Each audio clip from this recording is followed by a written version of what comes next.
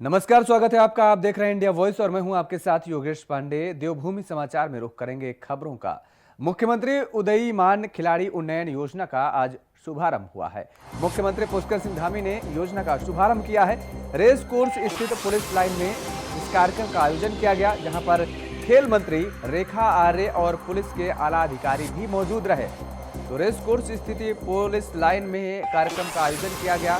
खेल मंत्री रेखा आर्य और पुलिस के आला अधिकारी इस कार्यक्रम में मौजूद रहे। मुख्यमंत्री पुष्कर सिंह धामी ने आज मुख्यमंत्री उदयीमान खिलाड़ी उन्नयन योजना का शुभारंभ किया है और जिसका कार्यक्रम रेस कोर्स स्थित पुलिस लाइन में हुआ, जहां पर खेल मंत्री के साथ ही पुलिस के आला अधिकारी भी मौजूद रहे।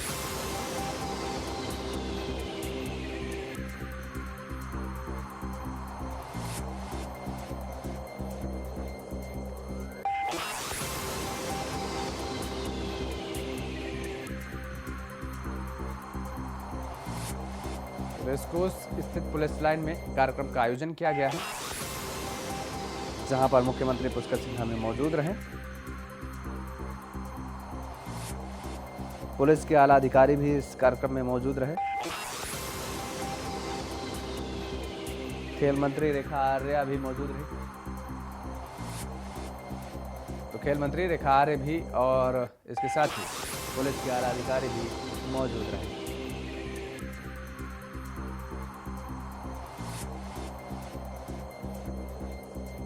और इसी खबर पर ज्यादा जानकारी के साथ हमारे संवाददाता अभय कैतुरा हमारे साथ फोन लाइन पर बने हुए हैं। अभय, उदयीमान खिलाड़ी उन्नयन योजना का शुभारंभ हुआ, सीएम धामी ने किया शुभारंभ। बिल्कुल, मुख्यमंत्री पुष्कर सिंह धामी ने आज मुख्यमंत्री उदयीमान खिलाड़ी योजना का शुभारंभ यहाँ पर किया। इस योजना का उद्देश्य यही है कि प्रदेश में जो प्रतिभावान खिलाड़ी हैं उनको एक अच्छा मंच प्रदान हो सके, उन्हें आगे बढ़ने के ज्यादा से ज्यादा अवसर यहाँ पर मिल सके और राज्य में जो खेल का रिपब्लिक है उसका नाम सभी जगह से हो सके और यही उदयीमान खिलाड़ी आगे चलकर राज्य का नाम रोशन कर सके, देश का नाम रोशन कर सके। राष्ट्रीय स्तर पर या अंतर्राष्ट्रीय स्तर पर पदक लाकर राज्य के नाम को आगे बढ़ाने का काम करें। मुख्यमंत्री पुष्कर सिंह धामी ने कहा है कि राज्य में इस वक्त ये कह सकते हैं कि उत्तराखंड सरकार ने अपनी नई खेल नीति यहाँ पर लागू करी है। इस खेल नीति में जो युवा खिलाड़ी हैं उनको आगे बढ़ाने का काम यहाँ पर किया जाएगा। उनके लिए बहुत सारी योजनाएं ऐसी यहाँ पर लाने का काम किया गया नीति के अंतर्गत, जिससे उनका शारीरिक और मानसिक दोनों रूप से उनका विकास यहाँ पर हो सकता है। राज्य के जो दूरस्थ क्षेत्रों के जो खिलाड़ी हैं, जो प्रतिभावान खिलाड़ी हैं, उन खिलाड़ियों को भी आगे बढ़ाने का काम यहाँ पर किया जाएगा। जो खेलो इंडिया इस समय चल रही है, ब्लॉक स्तर के माध्यम से उन सबका चयन यहाँ पर होगा और फिर उन्हें आगे बढ़ाने का काम सरकार की तरफ से किया जाएगा। तो मुख्यमंत्री पुष्कर सिंह धामी ने कहा कि उनकी सरकार की यही कोशिश है कि खेल के क्षेत्र में उत्तराखंड राज्य आगे बढ़ सके। जिस प्रकार से पिछले दिनों ये कह सकते हैं कि लक्ष्य सेन ने कॉमनवेल्थ गेम में गोल्ड मेडल यहाँ पर जीता था, उत्तराखंड राज्य का युवा प्रतिभावान खिलाड़ी है।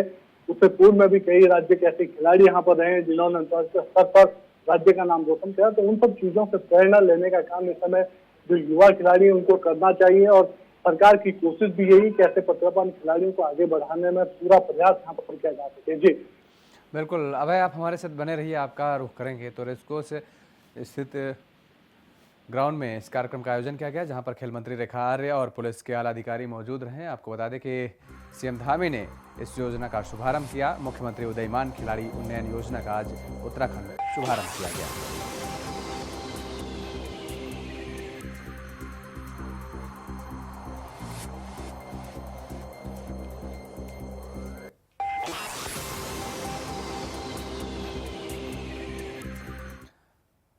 और महिला आरक्षण को लेकर महिला कांग्रेस ने विरोध दर्ज किया है। सीएम आवास में कांग्रेस प्रदेश अध्यक्ष घुसी समेत कई महिलाएं एक बार फिर फेल साबित हुआ राजधानी दून का खुफिया तंत्र। महिला कांग्रेस के कार्यकर्ताओं ने पुलिस के पसीने छुड़ा दिए। 37 आरक्षण की मांग को लेकर आंदोलन कर रही है ये महिलाएं। एक बार फिर फेल साबित हुआ राजधानी दून का एक खुफिया तंत्र।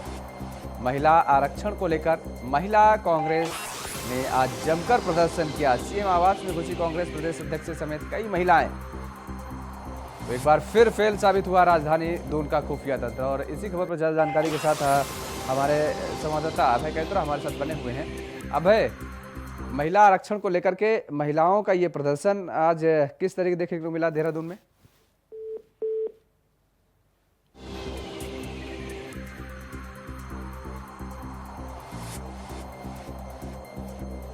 महिला आरक्षण को लेकर महिला कांग्रेस ने विरोध दर्ज कराया है। सीएम आवास में कांग्रेस प्रदेश अध्यक्ष समेत कई महिलाएं घुसी हैं। एक बार फिर फेल साबित हुआ राजधानी दून का खुफिया तंत्र। महिला आरक्षण को लेकर के इन महिलाओं का आज प्रदर्शन देखने को मिला देहरादून में। महिला कांग्रेस की कार्यकर्ताओं ने प्रदर्शन के दौरान पुलिस के पसीने भी छुड़ा दिए।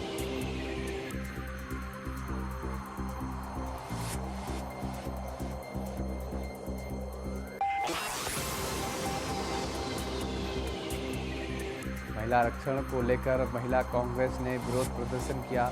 सीएम आवास में कांग्रेस प्रदेश अध्यक्ष समेत कई महिलाएं घुसी। और एक बार फिर से हमारे संवाददाता अभय कवित्रा हमारे साथ जुड़ चुके हैं। अभय, महिला आरक्षण को लेकर के आज महिलाओं का ये जो प्रदर्शन था, किस तरीके का नजारा रहा देहरादून में? दरअसल ये कहा जा सकता है कि महिला कांग्रेस लगातार इस विषय को लेकर एक बड़ा मुद्दा, राजनीतिक मुद्दा इसे बनाने का काम यहाँ पर कर रही है। जिस प्रकार से महिला आरक्षण पर यहाँ पर रोक लगाई गई है, उससे उत्तराखंड कांग्रेस की जो महिलाएं और लगातार इसको आंदोलनरत, इस विषय पर यहाँ पर आंदोलनरत नजर आ रही है। सरकार से मांग कर रही है कि वो कोर्ट में इसकी मजबूत पैरवी करे, जिससे राज्य में पुनः महिलाओं को नौकरियों में आरक्षण की जो अंक है वो यहाँ पर सुचारू रूप से लागू की जा सके। क्योंकि हाईकोर्ट के द्वारा जिस प्रकार से इस आरक्षण पर रोक लगाने का काम यहाँ पर किया गया, तो उससे कहा जा सकता है कि जो आने वाले दिनों में जिस प्रकार से महिलाओं को राज्य सरकारी नौकरियों में आरक्षण दिया जाता था, 30% आरक्षण दिया जाता था, उस पर अब रोक लग चुकी है। तो यानी अब उन्हें किसी प्रकार का कोई आरक्षण का लाभ नहीं मिल पाएगा। और यही वजह रही कि अब इस मांग को लेकर कांग्रेस ने इसे एक बड़ा विषय यहाँ पर बनाया और इस विषय पर लगातार वो आंदोलन कर रही है। चाहे वो विधानसभा के बाहर उनका प्रदर्शन हो या निकल के आसपास उनका प्रदर्शन हो, या फिर आने वाले दिनों में उनकी जो आंदोलन की रणनीति है वो यही है कि जन सामान्य को इस आरक्षण को लेकर जागरूक किया जाए, जनता के साथ मिलकर इसको एक बड़ा आंदोलन यहाँ पर बनाया जाए, सरकार पर दबाव बनाया जाए, जिससे सरकार कोर्ट में इस दिशा में मजबूत पैरवी यहाँ पर कर सके और उसका लाभ उत्तराखंड की जो जनता है, उत्तराखंड की जो महिलाएं, उन महिलाओं को मिल सके। जी बिल्कुल अभय, लेकिन इस बीच ये देखने को मिला कि जो खबरें सामने आ रही हैं, सीएम आवास के अंदर कांग्रेस के प्रदेश अध्यक्ष समेत कुछ महिलाएं घुस गई हैं। वहां पर सुरक्षा बल के सुरक्षा को लेकर के इतने पुख्ता इंतजाम होते हैं, बावजूद ऐसी तस्वीरें सामने आई। सर, ये कहा जा सकता है कि जिस प्रकार से महिला कांग्रेस की कार्यकर्ता है वहां पर पहुंची है, तो इसे ये कह सकते हैं जो लोकल जो इंटेलिजेंस होती है उसका फेलियर यहाँ पर समझा जा सकता है। क्योंकि पहले से ही ये सब चीजें यहाँ पर तय होती है, जो कार्यक्रम राजनीतिक दलों के जो कार्यक्रम यहाँ पर तय होते हैं पहले से ही तय होते हैं। तो ऐसे में सुरक्षा के जो मानक होते हैं, उन मानकों के चलते किसी भी प्रकार से जो संवैधानिक जो व्यवस्थाएं हैं, उनके जो कार्यालय, उनका अवस्था, जो संवैधानिक पदों पर जो लोग हैं, उन तक इन लोगों को नहीं पहुंचने दिया जाता है। यानी विरोध प्रदर्शन की आग से उन्हें पहले से ही रोकने का काम वहां पर किया जाता है। लेकिन आज महिला कांग्रेस के इस प्रदर्शन के मामले पर ये कहा जा सकता है कि लोकल जो इंटेलिजेंस थी वो यहाँ पर पहले साबित हुई। अब यही वजह रही कि ये महिला कांग्रेस की जो कार्यकर्ता है ये वहां तक सीएम आवास तक अंदर तक पहुंच गई और वहां पर उन्होंने नारेबाजी की। उसके बाद जैसे ही लोग वहां पर नारेबाजी करने गए तो पुलिस के द्वारा उनको वहां पर रोकने का काम यहाँ पर किया गया, उन्हें बाहर का रास्ता दिखाया गया, उनको गिरफ्तार करने का काम किया गया। लेकिन जिस प्रकार से ये महिला कांग्रेस की कार्यकर्ता है वहां पर पहुंची है, तो इस रूप से समझा जा सकता है कि सुरक्षा के साथ वहां बड़ा खिलवाड़ हुआ और जो चूक यहाँ पर हुई उस चूक पर जो पुलिस प्रशासन को भी ध्यान लेने की जरूरत है। जी अबे बिल्कुल, अगर महिला आरक्षण के मुद्दे का जिक्र करें तो सरकार ने अन्य राज्यों के जो वहाँ पर नियम है, किस तरीके से वहाँ पर महिलाओं को आरक्षण दिया गया है, उसका अध्ययन करने का जिक्र कर रही थी लगातार। क्या कुछ सरकार की तरफ से अब कहा जा रहा है कि कब तक इस और एक ठोस कदम और उठाया जाएगा अगला? बिल्कुल, अभी राज्य सरकार इस पूरे आरक्षण के विषय पर जो देश के दूसरे राज्य है तो जहाँ पर महिलाओं को आरक्षण दिया जा रहा है उस विषय का अध्ययन कर रही है। यानी वहाँ पर किस प्रकार से कानून काम कर रहा है, क्या उस कानून के प्रावधान क्या क्या है, किस प्रकार से महिलाओं को लाभ दिया जा सकता है, उन सब चीजों का विस्तृत अध्ययन यहाँ पर किया जा रहा है। तो राज्य सरकार की कोशिश यही है कि उत्तराखंड में भी ये आरक्षण फिर से लागू हो सके।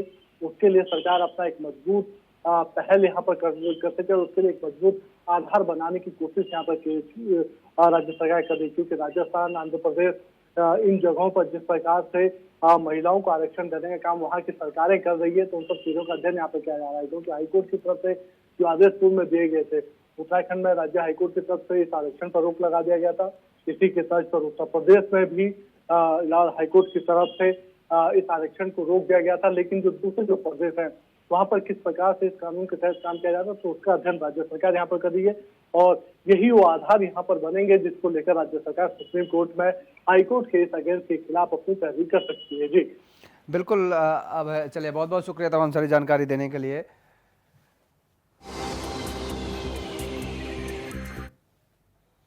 उत्तराखंड बीजेपी के प्रदेश अध्यक्ष महेंद्र भट्ट आज गढ़वाल दौरे पर हैं। शुरुआती दौर में वो कोटद्वार पौड़ी, रुद्रप्रयाग, चमोली जिले का दौरा करेंगे।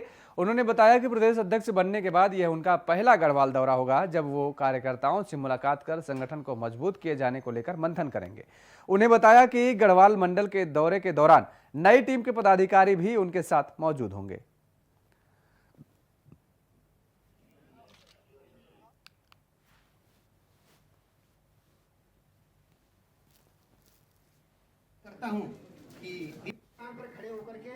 अध्यक्ष शैलेंद्र बिष्टी मेरे साथ रहेंगे, मीरा रतूड़ी बहन जी पौड़ी जिले का प्रतिनिधित्व वो हमारे साथ रहेंगी, मुकेश कोहली जी पौड़ी में हमारा प्रतिनिधित्व वो हमारे साथ रहेंगे और चमोली जिले के अंदर भी कार्यकर्ता जाएंगे। इतना ही मेरा भी प्रवास है। राजधानी देहरादून पहुंची कांग्रेस की राष्ट्रीय प्रवक्ता अलका लामा ने आज कांग्रेस प्रदेश मुख्यालय में पत्रकारों से बातचीत करते हुए कहा कि महंगाई और बेरोजगारी देश का बड़ा मुद्दा बने हुए हैं, लेकिन सरकार चुप्पी साधे बैठी हुई है। अब 4 सितंबर को कांग्रेस दिल्ली से बड़े आंदोलन का आगाज करेगी, जिसमें देश भर के लोग जुटेंगे। उन्होंने कहा कि पहले भाजपा के नेताओं को महंगाई बेरोजगारी दिखाई देती थी, लेकिन वर्तमान में दोनों ही मुद्दों सरकार से ने नजरें फेर ली हैं।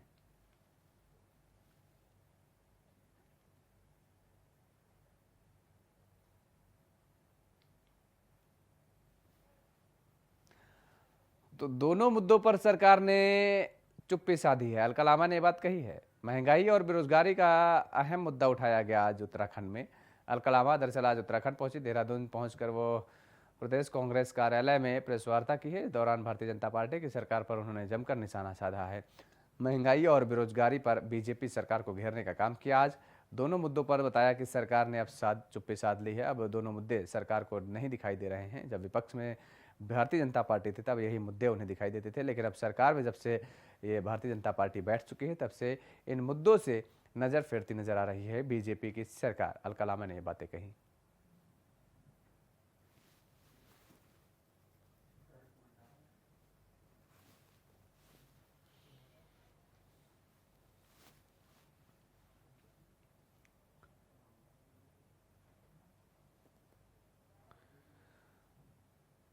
कोटद्वार पहुंचे कैबिनेट मंत्री सतपाल महाराज ने सेना भर्ती में आए युवाओं से मुलाकात की है। इस दौरान उन्होंने कहा है कि पहाड़ के युवाओं को सेना भर्ती में हाइट और चेस्ट के मानकों में छूट मिलनी चाहिए। वहीं उन्होंने कहा है कि अग्निपथ सेना भर्ती एक बेहतरीन योजना है और इसका युवाओं को लाभ उठाना चाहिए। इस दौरान मंत्री सतपाल महाराज ने कहा कि सेना भर्ती में हाइट और रेस की टाइमिंग पर युवाओं ने शिकायत की थी, जिसका संज्ञान लेते हुए उन्होंने रक्षा राज्य मंत्री को पत्र लिखा है।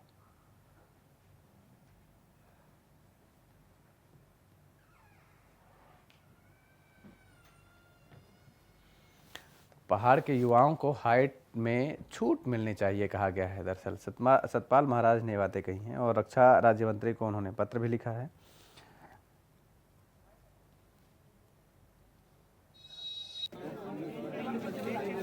वीर बहुत अच्छी स्कीम है और शॉर्ट सर्विस कमीशन की तरह इसको रखा गया है। मेरे संज्ञान में जो बातें आई वो ही मैंने जो है रक्षा राज्य मंत्री जी हमारे अजय भट्ट जी को मैंने बताया और अजय भट्ट जी को मैंने कहा कि इसमें जो हमारे को रिलैक्सेशन मिलता है पहाड़ में हाइट में और जो हमें चेस्ट में भी रिलैक्सेशन मिलता है, पुलिस की भर्ती में भी रिलैक्सेशन मिलता है, उन्हीं मानकों के आधार पर ये भर्ती होनी चाहिए। उनको मैंने सारी बातें लिखकर भेजी हैं।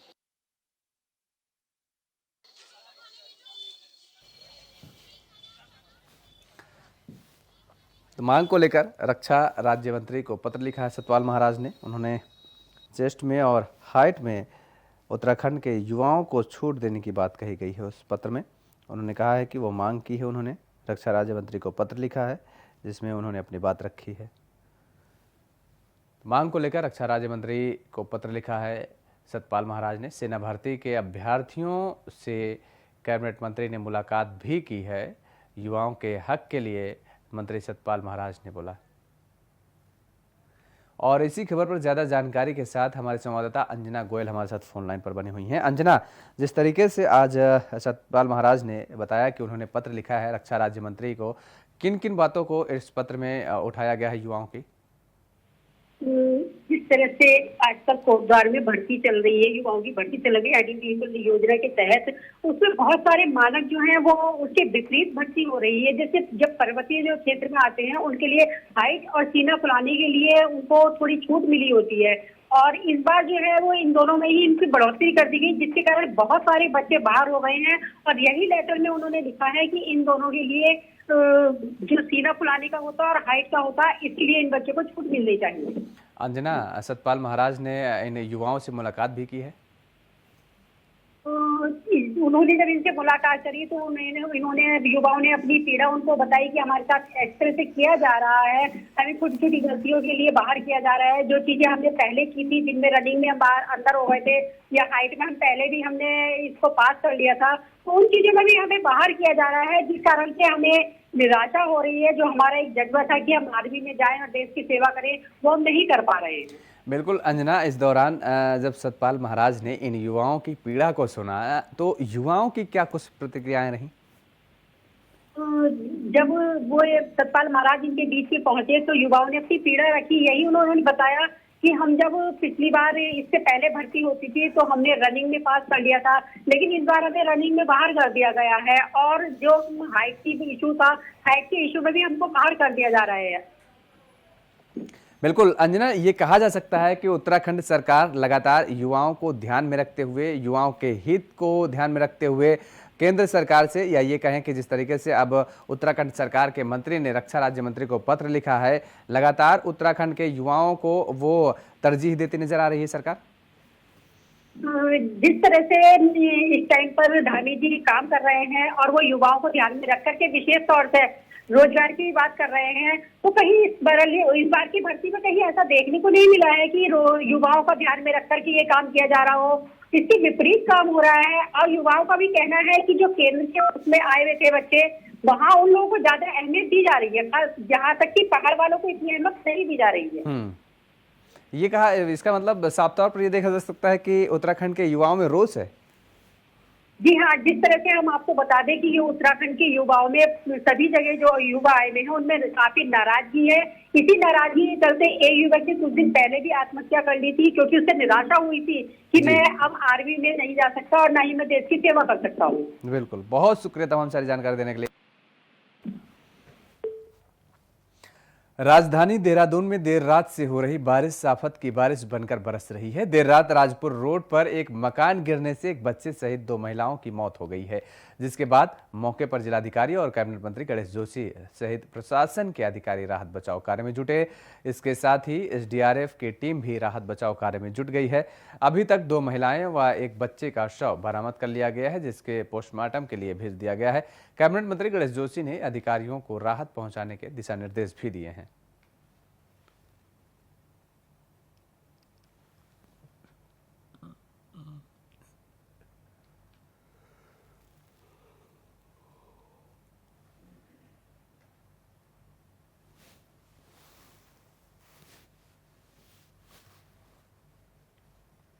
यहाँ पर एक मकान था, रात को मलबा आने से दब गया। 4-5 लोग तो बाहर आ गए, उन्होंने भी जान बचाई, लेकिन 2 महिलाएं और एक 10 दिन का बच्चा, जिसको हम पूरी मेहनत करने के बाद भी जिंदा नहीं बचा सके। यही नहीं, पूरे क्षेत्र में जगह जगह तो मुझे सूचना मिल रही है। अभी किशनपुर में चंडाल रोड पर एक रानी यादव का पूरा मकान, 5 लोग वहां पर बह गए थे, लोगों ने पकड़ लिया उनको।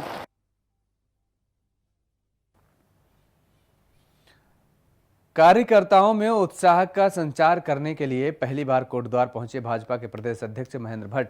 बीजेपी के कार्यकर्ताओं ने कोडिया चौक पोस्ट पर फूलमालाएं पहनाकर जोरदार स्वागत किया और बाइक रैली निकालते हुए कोटद्वार के मुख्य झंडा चौक पहुंचे। वहीं उन्होंने कहा कि वे नेतृत्व की अपेक्षाओं पर खरे उतरेंगे और प्रदेश के किसी भी कार्यकर्ताओं को नाराज नहीं करेंगे। इसके साथ ही उन्होंने कहा कि हमारे बूथ कमेटियां मजबूत हैं और 2024 में भी बीजेपी अपना परचम लहराएगी।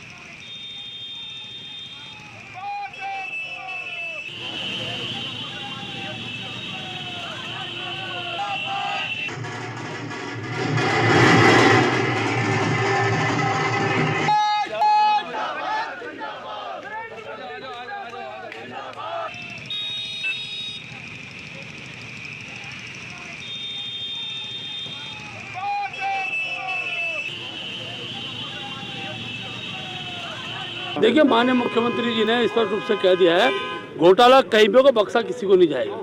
और स्पष्ट तो कल चाहे विधानसभा का विषय हो, चाहे हमारा जो परीक्षा भर्ती घोटाला है, दोनों विषय अनेकों लोग गिरफ्तार हो गए, 27 लोग गिरफ्तार हो चुके हैं। अंतिम सीमा तक जो भी इसमें दोषी होगा वो जेल के सलाखों के अंदर होगा। अगर हम बात करें तो देखिए, एक प्रवास हो रहा है, सब जगह जा रहे हैं, कार्यकर्ताओं को उत्साह बना रहे हैं। बूथ कमेटी हमारी मजबूत दिशा में, हमारे प्रदेश का संगठन बन गया। अब मोर्चे पर हम गठन करेंगे और 2024 भारतीय जनता पार्टी 5 लोकसभा जीते, इसके लिए हम सब लोग प्रयासरत हैं। देखिए, माननीय मुख्यमंत्री रानी पोखरी क्षेत्र में एक परिवार के 5 सदस्यों की हत्या किए जाने का सनसनीखेज मामला सामने आया है। थाना रानी पोखरी के अंतर्गत इस घटना में आरोपी व्यक्ति ने अपनी मां, पत्नी और तीनों बेटियों का गला काटकर मौत के घाट उतार दिया। इस जघन्य हत्याकांड से पूरे क्षेत्र में दहशत का माहौल के साथ पुलिस प्रशासन में हड़कंप मच गया है।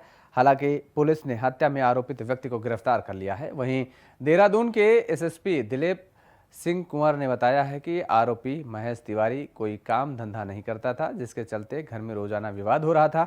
आरोपी से बातचीत में पता चला है कि आरोपी दिन पर पूजा पाठ करता था और उसका बड़ा भाई उमेश तिवारी घर खर्चे के लिए हर महीने पैसे भेजा करता था। इसके साथ ही अपने बड़े भाई के घर में ही अपने पूरे परिवार के साथ आरोपी महेश तिवारी रह रहा था।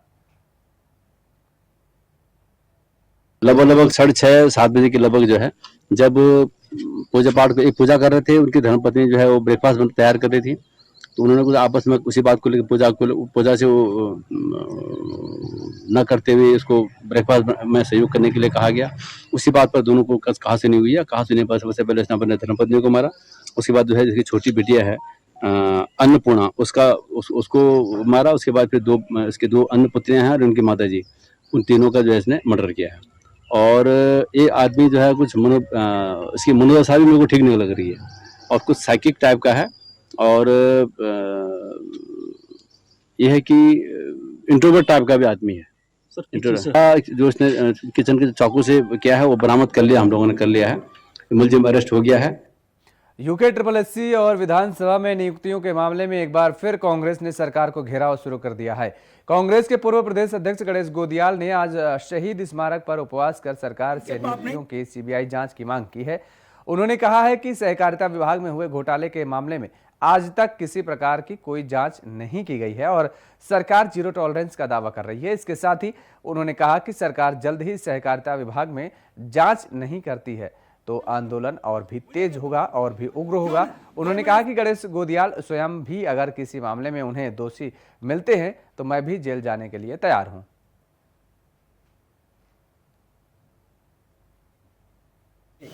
ये बोलने से कि दूसरा पापी है, मेरा पाप नहीं धुल जाता। अगर पहले गलत हुआ है तो उस पर भी कार्रवाई हो, लेकिन ये बोलने से इनके पाप नहीं धुल जाते। ये सिर्फ बहाना कर रहे हैं। मैं बोल तो रहा हूं, मैंने सहकारिता और उच्च शिक्षा विभाग की बात उठाई तो मंत्री जी ने मंदिर समिति के एक सदस्य को आगे कर दिया कि गणेश गोदियाल ने मंदिर समिति में रहते हुए घोटाला किया। अगर गणेश गोदियाल ने घोटाला किया तो उसकी भी जांच करो, उसको भी अंदर करो, मुझे भी अंदर करो। क्यों नहीं? 2 महीने से मुख्यमंत्री क्यों जांच नहीं कर रहे हैं? ये देवभूमि समाचार में फिलहाल इतना ही। खबरों के लिए आप देखते रहिए इंडिया वॉइस। नमस्कार।